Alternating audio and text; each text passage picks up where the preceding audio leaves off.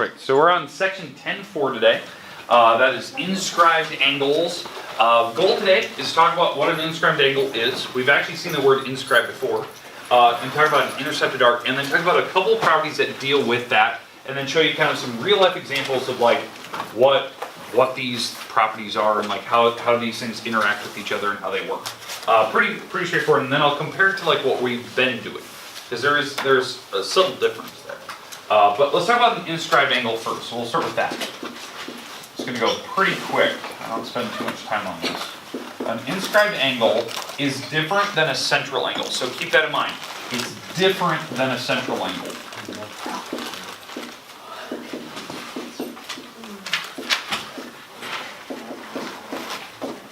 Obviously the key word there, central angle is at the center of the circle, right? So here is the example of the central angle. You have an angle at the very center. This is the center of the picture. You have the arc over here. Where, you know, I don't know why the book does this, they put like 20 degrees, they mark it on the outside of the circle. I think that's stupid. But that 20 degrees is this number here, right? That was a central angle. But what we're dealing with is an inscribed angle. Inscribed is different. The definition says that it is an angle inside of a circle where the vertex of the angle, the vertex, which is like the point where the angle meets, is on the circle itself. It's not at the center. So it would be something like this. So the vertex is on the actual circle itself. The rays of your angle are chords of the circle. So in fact, let me just write that down. So the vertex lies on the circle, and the rays of your angle are chords of the circle.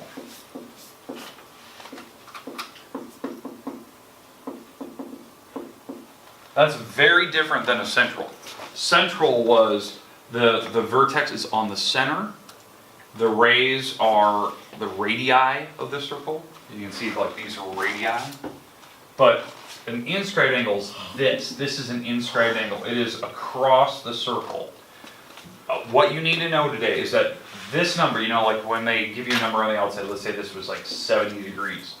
This number on the inside is different. It's not 70 degrees anymore. So in fact, I'm going to write that down. This is not 70 degrees.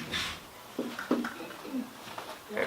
At the center it would be, you know, like we did here, you know, the angle on the outside would be the angle at the center. But when you move it across the circle, it changes number now, when you go all the way across. Make sense? Like what we're doing? The concept of what this is? The big thing is getting this definition. So it's different than central. That was a central, this is an inscribed angle. Now, the key word here that we're going to be talking about is called an intercepted arc. An intercepted arc is the arc that your inscribed angle is looking at, that it represents. So in fact, intercepted arc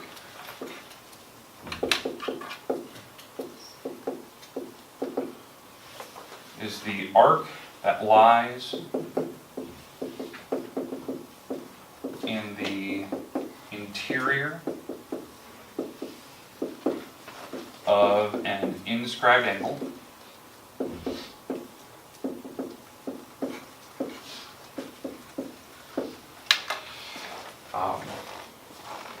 it's also known as the arc that's the arc that's subtended. I know that's a key word that they use. They use the word subtended in college a lot. A subtended arc is an arc that's across the picture.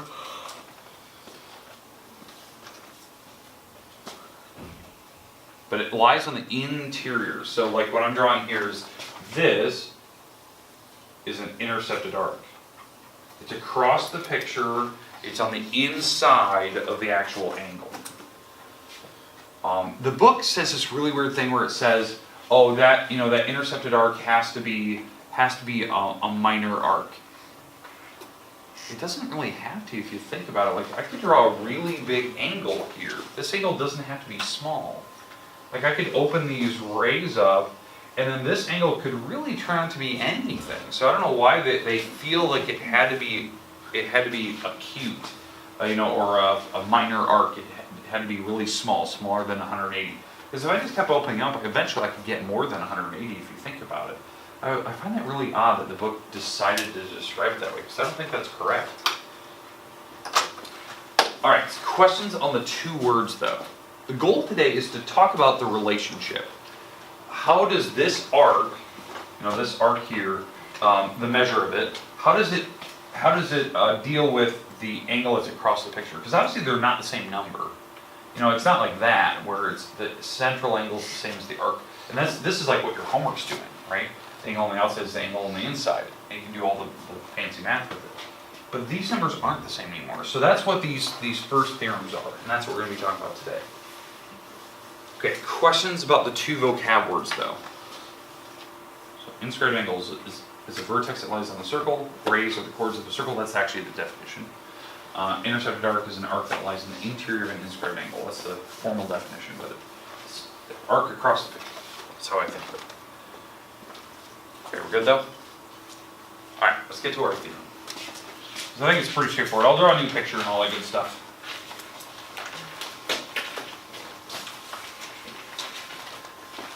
Alright, theorem 10-6.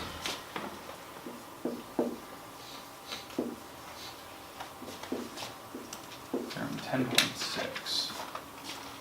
Okay, and this one does have a name. It's called the Inscribed Angle theorem.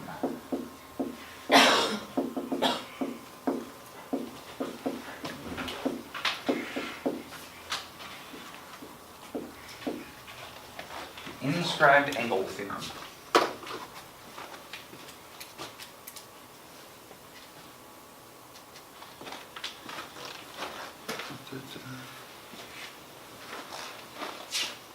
If an angle is inscribed in a circle, then its measure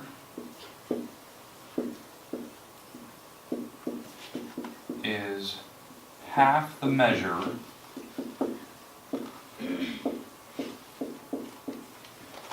of its intercepted arc. Okay, boom, I'll let you write that down. And we're going to actually do a proof for this one, which I know is weird. We haven't done proofs for a while.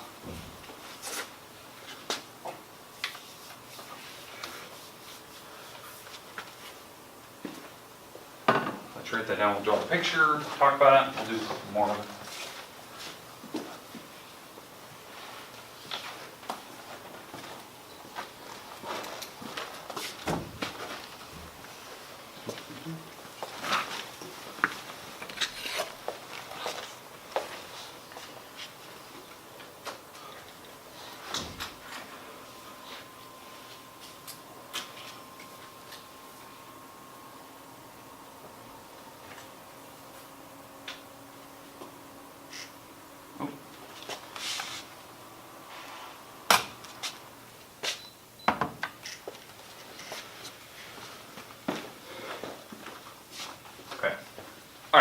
So let's talk about what we can do here. So they're talking about half the measure of the arc that it's looking at. So let me describe the idea here. So you have your circle, we have the arc that's across the picture, something like that. Okay, can somebody make the number please? 11. 6, 11, okay. So let's go 61. Okay, I'm just going to mix numbers together. 6 and 9 are 11, so 1. 61, okay? What we're going to be doing is we're going to be trying to prove that the angle that's across from this arc, this is called the intercepted arc, right? It's the angle that, it's the arc that's inside the angle as it goes. What we're going to try to prove is that this angle here, the actual inscribed angle, is exactly half of that. That if that's 61, then this angle has to be 30.5 degrees. It has to be exactly half. It's not the exact same number. It's not 61. It's half of it, 30.5. So that's what we're going to show. The arc has a degree? Yeah, well, how they always describe it, and this is what we talked about the last couple of days, is that when they always describe arc measure, right, they put the angle on the outside, like 61 degrees, and they put it out here, from A to B, whatever that is. And what that actually means is that if you had a central point, this angle is 61. The reason why they label it on the outside is that it saves space so they don't have a bunch of lines drawn in the triangle or in the circle, and it's confusing, right? They just minimize it. They just say, okay, this is 61 degrees. And then you could use that number to actually find the length of that by using that formula that we did right here. I know, it seems really odd. Like, I don't like the idea that they describe angles on the outside. It's really goofy looking. I'm agreeing with you on that one. But goal today, show why does that 30.5 have to work? Why? And that's what we're going to try to show. I'm going to do it for one specific case today, because there's actually a couple different cases you could have with this type of problem, but I want to show that it does work. Okay? All right. So did everyone understand like what we're trying to prove here? In fact, I'm going to use those numbers so we can actually show that yes, it does have to work. Okay. Now, again, this angle, if you think about it, like I can slide this angle wherever I want. You can move these lines, you can move this line. The 61 can stay there. So if you think about like kind of like a stereo knob, you can kind of move the items around. It doesn't matter the length of the stick. It just matters the angle you make and this arc over here that it has to be, it has to represent 61 degrees along the curved path. Now, that is most definitely not a 61 degree angle. If you think about it, that angle is probably a lot bigger than 61, but you get the idea. So what I'm going to show is how to prove it, and this is the part where I'm going to have to slightly modify my drawing so it's a little more accurate. All right. So I'm going to move my angle in such a way that, let's say this is the center, and this is that spot way across, and this is at 61 degrees. And what we're trying to show is that this has to be the 30.5. This is what we're trying to prove, this number right here. Okay. Now what I did is I moved the angle in such a way that one of the rays of my angle, my inscribed angle, one of the rays actually represents now the diameter. It's going straight through the middle.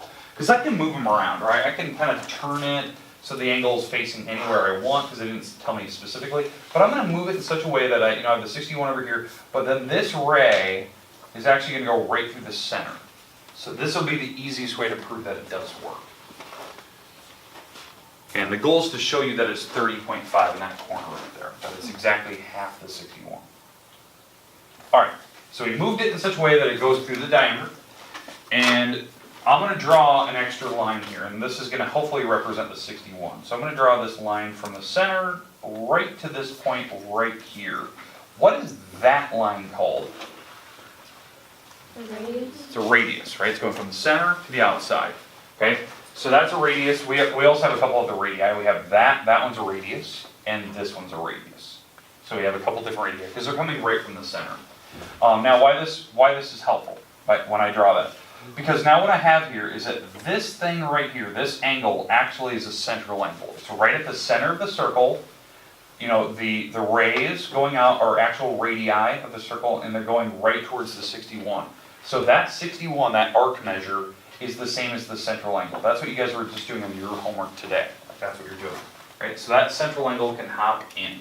That's what that arc means.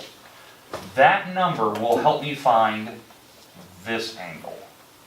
Because what do these two have to add up to be? 180. 180, okay? So this is up. So whatever numbers these add up to make, they have to make 180. So that'd be, 119?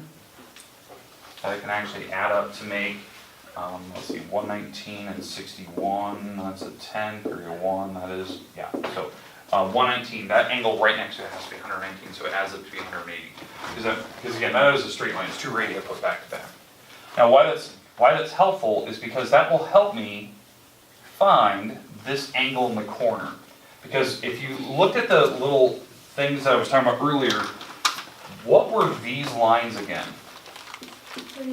The radii, right? The radiuses. Radii, it's plural. What can you tell me about the length of radii? They're equal. They're the same length. So this stick going A to C, and let's call this A to D. Let's call this D out here. Those sticks are the same. So this triangle is isosceles. And what we know about isosceles triangles is that the two base angles have to be the same. Those two angles have to be the same number. So, and triangles have to add up to be 180. So if I add the x's together, 119 plus the two x's has to equal 180 because that's what triangles have to add up to be because it is an isosceles triangle. This is 2x plus 119 equals 180. I subtract that the 119 across to get 61. Divide by 2. I get 30.5 degrees, which is the number I'm trying to show you, that it does work. Now obviously I'm doing this with numbers like algebra, but it works in any case. Now there's actually 3 cases of inscribed angles, and it's very goofy. So this is one of the cases where, you know, and I know this gets really hard for people to kind of wrap their head around that. I'm showing the angle where, you know, the ray is the perfect diameter, right? It goes right through that middle. I know that's really hard to kind of like think about. But there's other cases. You could have inscribed angles where, you know, the angle's over here, where it's not even close to the center. That's one case. The other case is where, you know, you have the diameter. But you could have a case where the angle is so big that you know, the center's in between it. So these are like the 3 different cases you could have. But the idea is that no matter which case you pick on this theorem, it will work every time. That whatever this arc is, let's say this is 10 degrees, this arc, you know, whatever that is, 10 degrees from the center, right? That arc measure, this angle that's across from it has to be half of it, it has to be 5, no matter which case it is. So if you know, if this is, you know, 200 degrees over here for this arc, the arc measure from here to here, it represents 200. Well, then this one would have to be a 100-degree angle, and it's going to be past 90. Okay, because it's always half of whatever the arc that it looks at. Questions, comments about this theorem? Okay, I think it's pretty easy, and I think that's probably the best way to describe why it works, like how you can see it. Like, yeah, it always works when you actually see the math that's behind it. The hardest part is trying to explain like these concepts, but I think Holivet did the job where you just kind of trust it. Okay, we're good with 10.6. Okay, 10.7. This might be one of the last theorems because I do want to give you some time to work today. This might be our last theorem today because I do want to give you about 15 minutes today to work. All right, last theorem here. 10.7.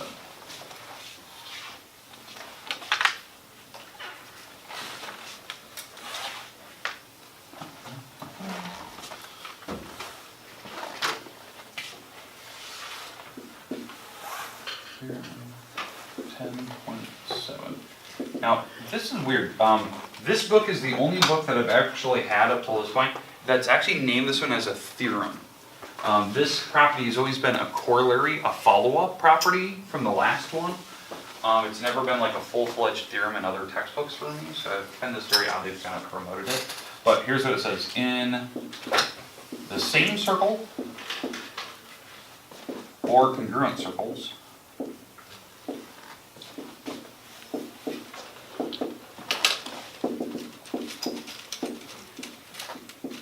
two inscribed angles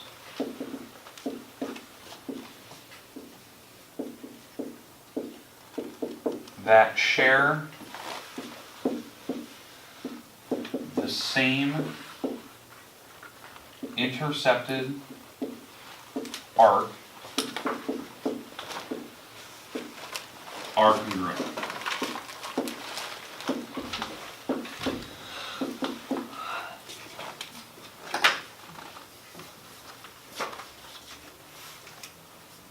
Now, the proof of this one is kind of common sense, but the implications of what we use this for is definitely important. And so, like, I'll try to apply to you guys what would make more sense for you. Like, how do we apply? So, same circle or congruent circles, two inscribed angles that share the same intercepted arc. So, two angles are looking at the same arc. They're going to be congruent. The measures are equal. So here's my picture. I'll let you kind of write that down. So I have a big circle. I have this arc over here. Let's call this arc A and B. Here's my arc. And we can give it any number we want. And we have two angles that are looking at it. So there's one inscribed angle. And so, if we gave this a number, let's say this was 30 degrees, then what would be half of it? 15. That would be this number over here. That's what we just talked about in the last theorem, theorem 10.6, right? That the angle across the circle has to always be half the arc that it looks at. Well, if we had another angle that looked at AB as well, like this angle over here, this angle has to also be 15. Duh, right? Because it used the last theorem, right? The last theorem said when you have an angle across the circle where the vertex lies on the circle, called an inscribed angle, it's exactly half the arc it looks at. Well, what this theorem says is that when you have multiple angles staring at the same arc, these angles have to be the same number. Duh, because of 10.6. So it's a follow-up. It's not really anything new. Now, why is this a thing? Like, why is this a theorem? Why do we use this for? This concept, other than, getting angles. This is the exact reason why 3D movies and movie theaters actually work. This concept. That no matter what seat you pick in the movie theater, you're going to see the same 3D image as the person next to you. That it doesn't matter what seat you actually pick. Because, so in a movie theater, and a lot of people don't know this, and that's why they always have to upgrade the theaters, the theater itself, the screen is actually curved. It is actually a curved screen. It's very apparent when you go to like an IMAX movie, like in major films in Des Moines and major cities. Right? The screen is very curved because you're actually sitting basically in a big circle. That's why the seating arrangement in a theater is so weird. It's not like just super square. And it always gets people when you go into a theater, the seating is not perfect. And it's very weird. They put chairs in very weird spots because what they're trying to represent is a big circle. That's what they're trying to represent. That's why it's not perfectly squared. Certain seats are missing and they're kind of in weird spots. Because no matter what seat you pick in the place, no matter what seat you pick, you are seeing the same image as the person across the aisle as you. And that's why 3D films work. In fact, the screen is actually curved up and down as well. That's why in the theater, it's convenient, but in the theater, the seating is also on a curve. So if you're sitting here looking at your theater screen that way, and the person sitting here looking at this, and this is very exaggerated, you're seeing, because you're in a big circle as well, going up and down. That's why the actual theater itself goes up. It's also to help that you're not seeing the back of somebody's head when you're trying to watch the movie, but it's also helping the parabolic effect of seeing the 3D film. So that's why they upgrade the film, they upgrade the seating, and they do all these other things. It gets you to go in there, but the big thing is to get better imagery. The better the curvature of the screen, the better the seating arrangement is, the better image you'll see, and you'll get a better 3D image. So I think it's very apparent when you see it. It's kind of cool, the concept, this math is actually involved in it, how they come up with the design and how they made it. I know a lot of 3D televisions came out, and a couple of years ago that was a big rage that everyone wanted a 3D TV. It's kind of died out now. But those 3D TVs were always curved, when you saw them. The big market was to always sell a curved TV. The best type of 3D films were on those curved TVs because it didn't matter which spot you sat in your room, you will see the same 3D image as the person next to you. That's why it was important to buy that. So a lot of people are trying to buy the flat 3D film TVs, and it didn't work that great. So it's very apparent. How many? I don't want to be sexist or anything, guys or girls. How many people have a Nintendo Game Boy, the 3DS thing that has the 3D thing? Yeah. The 3D image is kind of weird, right? When you push that little slider, it goes in and out, but it's kind of blurry. You have to find that perfect spot where you can hold it and then you see the 3D image.